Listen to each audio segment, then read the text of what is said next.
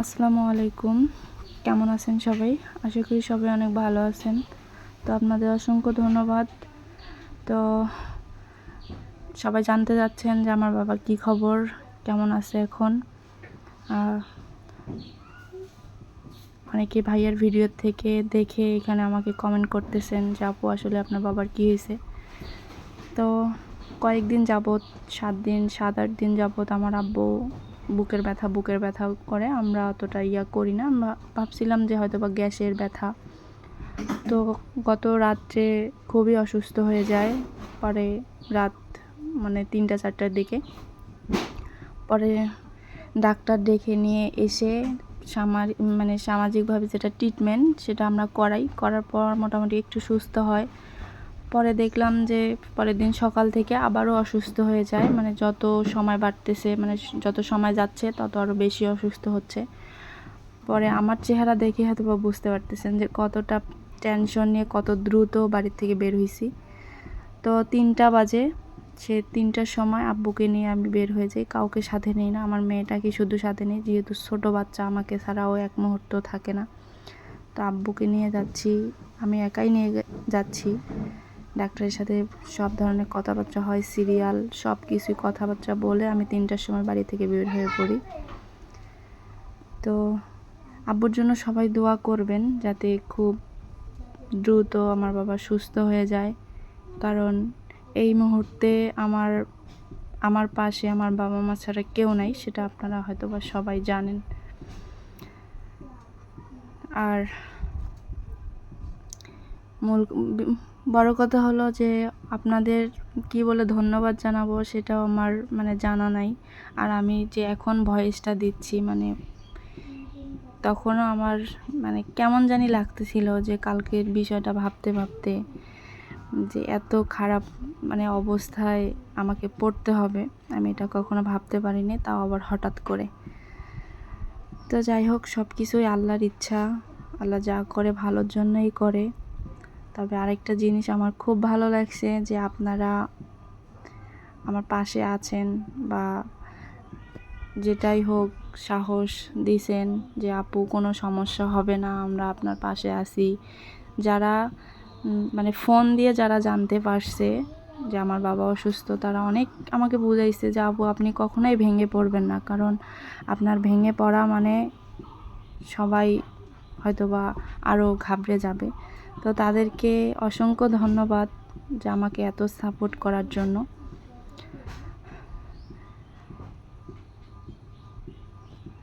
তো এখানে আরেকটা কথা বলে রাখি, সেটা হলো যে বলতে পারেন কিছু কিছু মেয়ে এসে বলতে পারে, হ্যাঁ আপনার বাবা অসুস্থ, তাহলে আপনি কেন কিভাবে ভিডিও করলেন, আপনি তো টেনশনে ছিলেন, তাই না?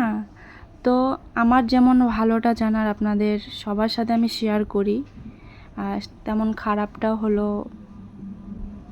শেয়ার করি। হ্যাঁ, এই না যে শুধু ভালোটাই শেয়ার করি, ভালোটাই আপনারা দেখেন, খারাপটা দেখেন না। তো আসলে কিছু কিছু জিনিস শেয়ার করতে হয় কিছু কিছু মানুষের জন্য, যে আমরা শুধু মনে হয় ভালোই থাকি, কখনো খারাপ অবস্থায় পড়ি না বা খারাপ কোনো ইয়াতে দাঁড়াই না। আমরাও খারাপ অবস্থায় থাকি, আমরা যে ভিডিও করি, যে হাসি খুশি জীবনটা আপনাদের সামনে নিয়ে আসি, আপনারা ভাবেন যে আমরা খুব ভালো আছি। না, সবার জীবন আল্লাহ একরকম করে দিছে, দুঃখ হাসি কান্না সবার জীবনই আছে। তো এখন পার হচ্ছে হলো তিস্তা ব্রিজ, যেহেতু আব্বু হলো গাড়ির মধ্যে ঘুমায় গেছিলো, আমিও টেনশন করতেছিলাম, তো সামনের সিটেই বসছিলাম। তো ভাবলাম যে আপনাদের সাথে একটু শেয়ার করি, ভিডিও টুকটুক করে রাখি বা পরে ভয়েস দিয়ে আপনাদের সাথে শেয়ার করব আশায় বিষয়। এই জন্যই হলো ভিডিও করা। আর ভিডিও করার কারণটা হলো একটাই, যে এটাই আমাদের এটাই করি, যেহেতু অনেক দিন থেকে এই এটার সাথে জড়িত, সেহেতু ভালো মন্দ সব কিছুই আপনাদের জানার অধিকার আছে, বিধায় হলো ভিডিও করা। তো এখন আমরা চলে আসছি রংপুরে। তো হয়তো বা ডাক্তার যখন যখন সুযোগ পাবো তখনই হয়তো বা ভিডিও শেয়ার করব, কারণ সব সময় তো ভিডিও করা হয় না বা পারবো না, কারণ আমি একা। আপাতত আমি একা। পরে আমার ভাতিজাকে আমি ডেকে নিয়েছিলাম যে আসলে আমি তো একা সামলাইতে পারবো না, যেহেতু আমার মেয়েকে নিয়ে, সেহেতু আমার ভাতিজাকে ডেকে নিয়েছিলাম। আমার ভাতিজার বাড়ি হলো রংপুরে, আমার ফুফাতো ভাইয়ের ছেলে। তো আমার ভাতিজাও চলে আসছিল। তো আব্বুকে হলো ডাক্তার দেখাইছি, ডাক্তার হলো টেস্ট দিছে 4টা। আব্বু কিন্তু অনেক স্ট্রং, মানে এত সহজেই পড়ে যায় না, মানে ঘাবড়ে না, কারণ জানে যে গার্জিয়ান হিসাবে বাবাই আছে, আর বাবার যদি কোনো রকমে ঘাবড়ে যায় আমরাও হতাশ হয়ে যাব। এ কারণে তো সবাই আমার আব্বুর জন্য দোয়া করবেন, যাতে খুব দ্রুত সুস্থ হয়ে যায়, ভালো হয়ে যায়। তা আমি এখানে মানে যে লোকটা প্রেশার মাপতেছে তার সাথে পরিচয় ছিল, এই জন্য ভিডিওটা করতে পারছি। আর সব জায়গায় আমি ভিডিও করি না, কারণ একটু খারাপও লাগে, লজ্জাও লাগে যে কেমন। তো ভিতরে আব্বুকে ডাক্তার দেখাইছি, টেস্ট করাইতেছি, 5-7টা টেস্ট দিছে। আর এই মুহূর্তটা যে এত খারাপ লাগছে, যখন আব্বুকে এক্স-রে রুমে নিয়ে গেছে, আমি অঝরে শুধু কান্না করছি, কয়েক সেকেন্ড করে ভিডিও নিছি, যে এই দিনটাও আমাকে পার করতে হচ্ছে। তো সব কিছু হয়তো বা আল্লাহর ইচ্ছা, যে আমার বাবা যেন খুব দ্রুত সুস্থ হয়ে যায়। তো সারাদিন কোনো কিছু খাওয়া হয় নাই। পরে আব্বু বলতেছে যে মা আমার খিদা লাগছে, আমার ভাতিজাটাও কিছু খায় নাই, আমার মেয়েটাও দুপুরবেলা কিছু খায় নাই। মানে আমি অসুস্থ, আমারও শরীরটা বেশি একটা ভালো না, তারপরে আব্বু হলো অসুস্থ, অমনি আমি গেছি হলো রংপুরে। তো এখানে ভাবলাম যে কিছু একটা খাওয়ার দরকার, না হলে তো পড়ে যাবে সবাই। তো সেই কারণে সবাইকে নিয়ে আবার হোটেলে আসছি যে কিছু একটা খাও। তারপরে আমাদের রিপোর্ট আস্তে আস্তে বলছে যে 8:30টায় রিপোর্ট দিবে। তো এখন বাজে, তখন ভিডিওটা করছি তখন মনে হয় বাজে হলো 5টা কি 6টা। তো খাওয়া দাওয়া করে আমরা বাইরে বের হইলাম, যে আব্বুকে একটু ঠান্ডা পানি বা ডাবের পানি খাওয়ানো দরকার, এই কারণেই। তো খুব টেনশন ফিল হচ্ছিল, কিন্তু আরেকটা বিষয় একটু মনটা ফ্রেশ লাগতেছিল, যে আমাকে সবাই হলো মেসেজ করছে, ফোন দিছে যে আপু আপনার বাবার কী অবস্থা, আপনার বাবার কী অবস্থা। তাদেরকে অসংখ্য ধন্যবাদ। তো এটা হলো রংপুর সুপার মার্কেট, মানে আবার বাবাকে যেখানে দেখেছি তার হলো পাশেই। তো ওইখানে গেছিলাম যে কিছু কাপড় নাকি পাইকারি রেটে তারা বিক্রি করে, মানে 3 পিস, সেটা দেখার জন্য গেছিলাম। তো যে দেখি যে ঢাকার থেকে মানে 5 গুণ হলো বেশি, আমি যে রেটে বিক্রি করি তার থেকেও হলো বেশি। তো ডাক্তার দেখানো শেষ, আব্বু সব রিপোর্টই ছিল খুবই নর্মাল, মানে এত বেশি সিরিয়াস ছিল না, ছিল অল্প কিছু। তো ডাক্তার দেখে আমরা হলো মানে 7 মাথায়, রংপুর 7 মাথায়, তখন রাত বাজে 10:30 কি 10টা, সম্ভবত 10টা বাজে। তো তখন আমরা হলো বাসে বাড়িতে যাওয়ার উদ্দেশ্য করে বাসে উঠছি। তো একটু ভাল লাগতেছিল যে খুব খারাপ কোনো কিছু রিপোর্ট আসে নাই, সব কিছুই আসছে, ভালোই আসছে। তো এই জন্যই হলো একটু ভালো লাগতেছিল। আর এত পরিমাণ গরম ছিল, সেটা হলো বলার বাহিরে। আর আমার মুখের অবস্থা দেখে হয়তো বা বুঝতেছেন যে আমি কতটা টেনশনে ছিলাম। তো এখানে বসে বসে আমার পাশে একজন ছিল আমাদের এলাকার, উনি বলতেছিল যে কোনো সমস্যা নাই, টেনশন নাই, সব ঠিক হয়ে যাবে। তো আল্লাহ যেন খুব দ্রুত সব কিছু ঠিকঠাক করে দেয়। আর আমি এখানে বসে থেকে তালের ভিতরে যে আঁশটা থাকে সেটা খাচ্ছিলাম, আর ভাবতেছিলাম যে আব্বুর আবার বাহিরে কিছু না হয়ে যায়, কারণ বাহিরে দাঁড়ায় আসছিল।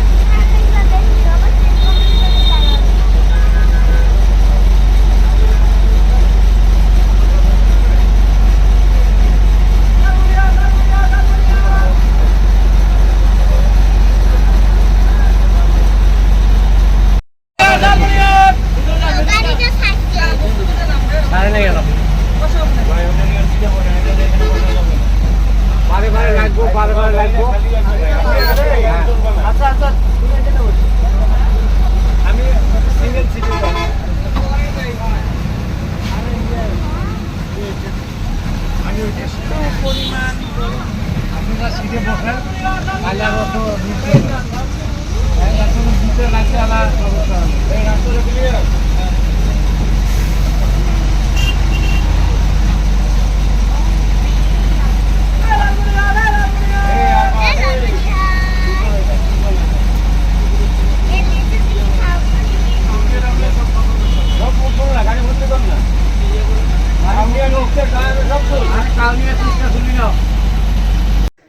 তো আমরা চড়ছি হলো 10টায়, গাড়ি ছাড়ছে 10:30টায়, মানে আধা ঘন্টা আমাদের গাড়িতে বসেছিলাম।